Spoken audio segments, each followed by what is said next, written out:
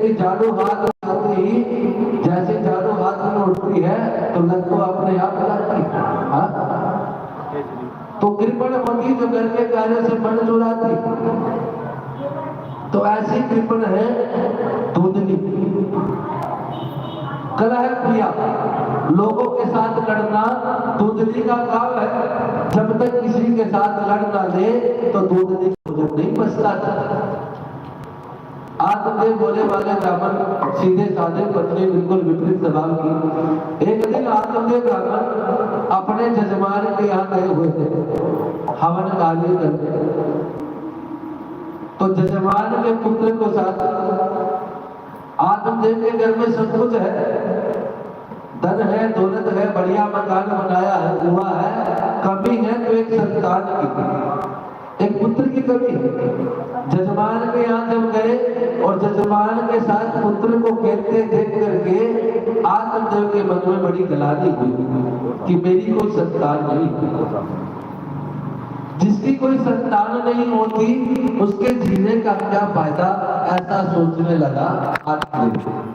गलानी हो गई जीवन से कि मेरी कोई संतान नहीं।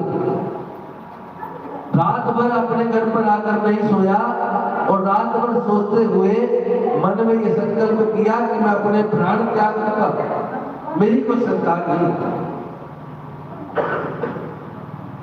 रात भर सोचता रहा और सुबह घर से निकल पड़ा मरने के लिए जंगल की तरफ। आज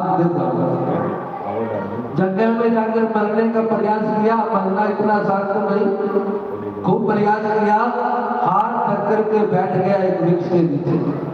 एक महात्मा जा रहे थे, उसकी नजर पड़ी कि ब्राह्मण बैठा है, धोती पहनी हुई है, चोटी रखी हुई है, यज्ञोपवीत पहना हुआ।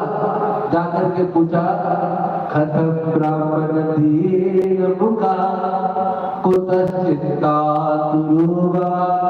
ब्राह्मण तुम्हें क्या चिंता है, तुम्हारा मुख उदास क्यों है?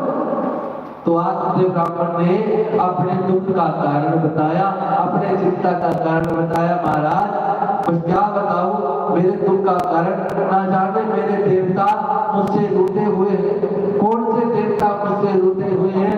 मैं घर में फल का पौधा लगाता हूँ तो फल नहीं लाते, तुलसी का पौधा लगाता हूँ तो वो सूख जाती।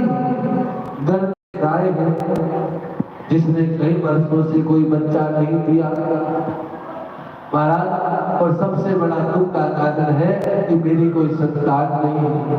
तो महात्मा ने कहा, ब्राह्मण इसमें कौन सी बड़ी बात है, इस संसार में लाखों लोग ऐसे हैं जिसकी कोई संतान नहीं है।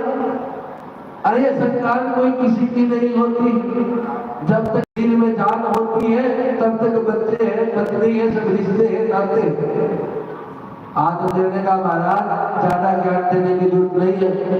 हाँ मैं सब जानता हूँ, विवेक है तो विवेक में कि विवेक से मेरा क्या होगा, पुत्र में ही बला भी अगर देश को तो पुत्र होने का आशीर्वाद हो महाराज। तो महात्मा ने कहा, अरे ब्राह्मण मैंने तुम्हारे माथे की लकीरों को देख लिया, सप्ता जन्म तवधि पुत्र नहीं बचा। तुम्हें तो इस जन्म में नहीं, तुम्हें तो 7 जन्म भी कोई संतान नहीं होगी। मैंने तुम्हारी माथे की रेखाओं को देख लिया। आज देने का महाराज मैंने अपना दुख बताया और आपने मेरा दुख ही 7 गुना बढ़ा दिया। 7 जन्म तक पुत्र नहीं होगा, ये कैसी बात कर रहे हो?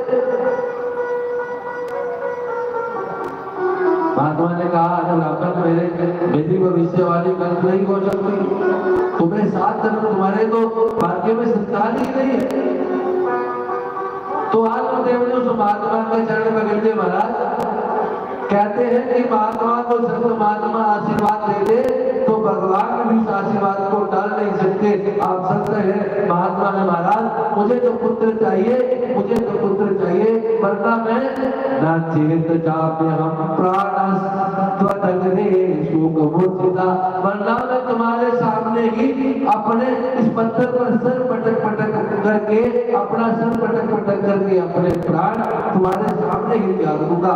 मुझे पुत्र चाहिए महाराज, कुछ भी करो।